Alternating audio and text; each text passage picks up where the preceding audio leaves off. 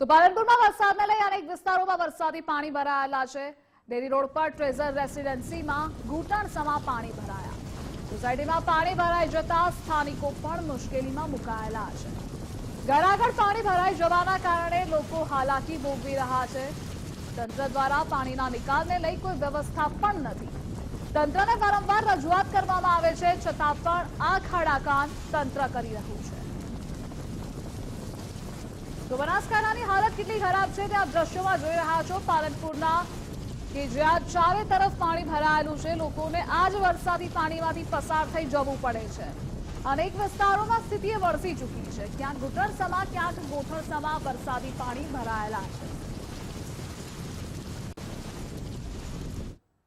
જે પ્રકારે ગત મોડી રાત્રે બનાસકાંઠા જિલ્લામાં ધોધમાર વરસાદ શરૂ થયો છે, જેના કારણે પાલનપુરની અંદર અનેક નીચાણવાળા વિસ્તારોમાં પાણી ભરાયા છે। ત્યારે આપ આ દ્રશ્યોમાં જોઈ શકો છો કે પાલનપુરની અંદર આ ડેરીને જોડતા રોડ પર જે ટ્રેઝર રેસિડેન્સી છે તેની અંદર ઢીંચણસમા પાણી ભરાયા છે। જે પ્રકારે આપ દ્રશ્યોમાં જોઈ શકો છો કે અહીંથી વધારે પાણી ભરાવાના કારણે આ વિસ્તારમાં રહેતા જે તમામ લોકો છે તેઓ ઘરની બહાર નથી નીકળી શકતા। સવારે સ્કૂલે મૂકવાના જે વિદ્યાર્થીઓ પણ આજે ભણવા માટે નથી જઈ શક્યા, કારણ કે અહીં આગળ ઢીંચણસમા પાણી ભરાય છે।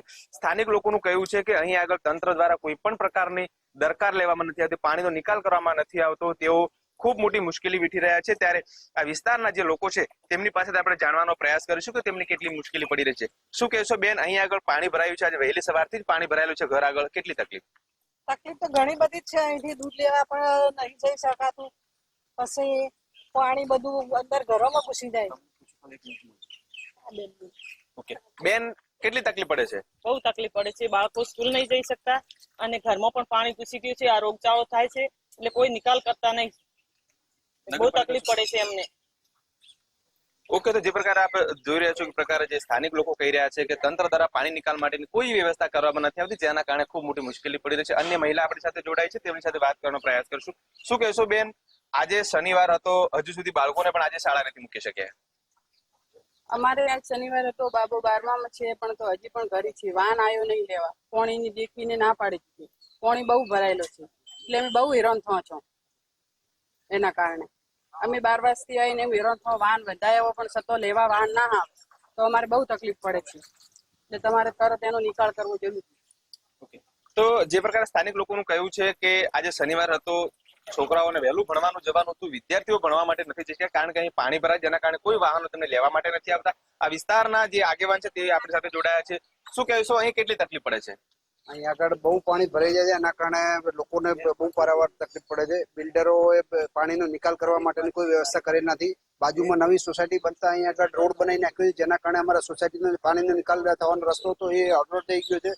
અને અહીં આગળ અમારે બહાર નીકળવું હોય, ગાડી નીકળે એમ નહીં, બાઇકની અંદર પાણી ભરાઈ એમ છે, ઘરની અંદર પાણી વળે છે, સ્કૂલે જવામાં બાળકોને બહુ તકલીફ પડે છે। ઓકે, તો જે પ્રકારે અમને મુશ્કેલી પડી છે, શું કહેશો, તંત્રને કેટલી વાર રજૂઆત કરી છે, તેમ તરફ શું પરિણામ મળ્યું? તંત્રના અમે કલેક્ટર ઓફિસે ગયા હતા, કલેક્ટર સાહેબને પણ રૂબરૂ મળ્યા હતા, તો પછી એમને તો જવાબદાર એવું કીધું કે ભાઈ તો જવાબદારી જે તે સોસાયટીની છે। શું આ જવાબદારી અમારી સોસાયટીની રહેશે? પાણીના નિકાલની જવાબદારી તો ટોટલી નગરપાલિકાની હોય છે। નગરપાલિકા આખા પાલનપુરમાં ગટર લાઈન જો કરી શકતી હોય તો આ એક આ સોસાયટીમાં 150 થી વધુ મકાનો છે, બરાબર છે?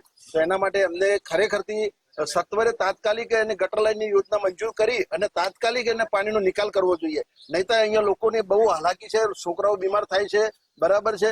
અને અહીંયા સોસાયટી આગળ બીજી બને છે તો એને માટીનું પૂરણ કરી અને ટોટલી ભાગ પૂરી દીધો છે, તો પાણીનો નિકાલનો તો એના ગટર લાઈન છે, બીજો કોઈ વિકલ્પ જ નથી।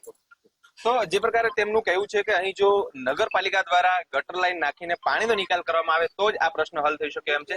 વર્ષોથી આ વિસ્તારના લોકો સમસ્યા ભોગવી રહ્યા છે, ત્યારે તાત્કાલિક ધોરણે પાણીનો નિકાલ કરવામાં આવે તેવી આ વિસ્તારના લોકો માંગ કરી રહ્યા છે। કમલેશ નાભાણી, ગુજરાત ફર્સ્ટ, બનાસકાંઠા।